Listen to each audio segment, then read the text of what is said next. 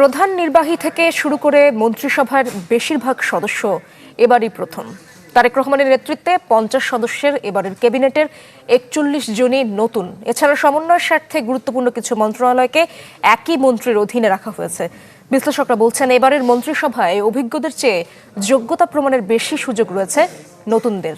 শফিকুল ইসলাম সবুজের রিপোর্টে বিস্তারিত।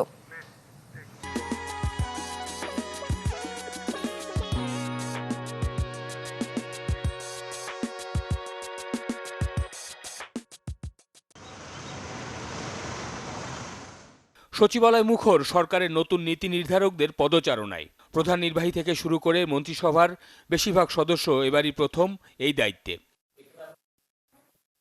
বিএনপি চেয়ারম্যান প্রধানমন্ত্রী তারেক রহমানের নেতৃত্বে 50 সদস্যের মন্ত্রিসভার যাত্রা শুরু গত মঙ্গলবার। এর মধ্যে পূর্ণমন্ত্রী 25 জন ও প্রতিমন্ত্রী 24। তাদের মধ্যে প্রথমবারের মতো মন্ত্রী কিংবা প্রতিমন্ত্রী হয়েছেন 41 জন। সিনিয়ররা তো ধরেন 91-তে যারা মন্ত্রী হয়েছেন অনেকেই বেছে নেই, 2001-এ যারা মন্ত্রী হয়েছেন অনেকেই বেছে নেই।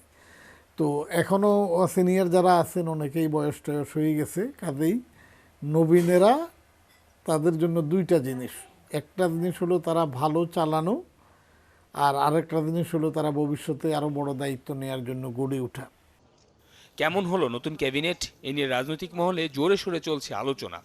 বিশ্লেষণে দেখা যায়, অতীতে বিভিন্ন সময়ে বেশি কর্মযজ্ঞের মন্ত্রণালয়গুলোতে আলাদা মন্ত্রী প্রতিমন্ত্রী থাকলেও সে ধারায় ব্যত্যয় হয়েছে এবার।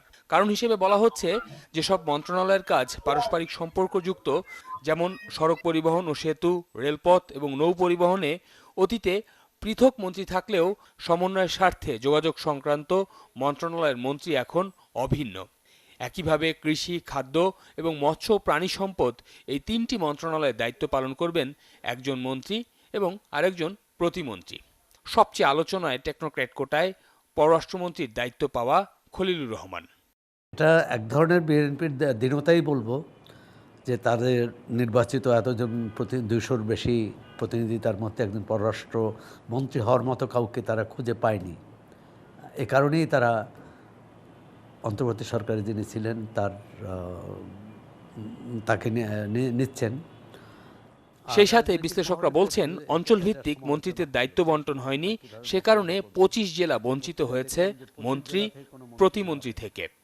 64 জেলার 25টি জেলা যদি বঞ্চিত হয়, সেটা ওই এলাকার ভোটার, জনমানুষ এবং এমনকি বিএনপি নেতৃত্বের উপরও প্রভাব পড়বে। তারা ভাবতে পারে যে এই এলাকায় আমরা জনপ্রতিনিধি দিতে পারিনি বলে, বিএনপি নেতৃত্ব দিতে পারেনি বলে সেখান থেকে মন্ত্রী নেওয়া হয়নি।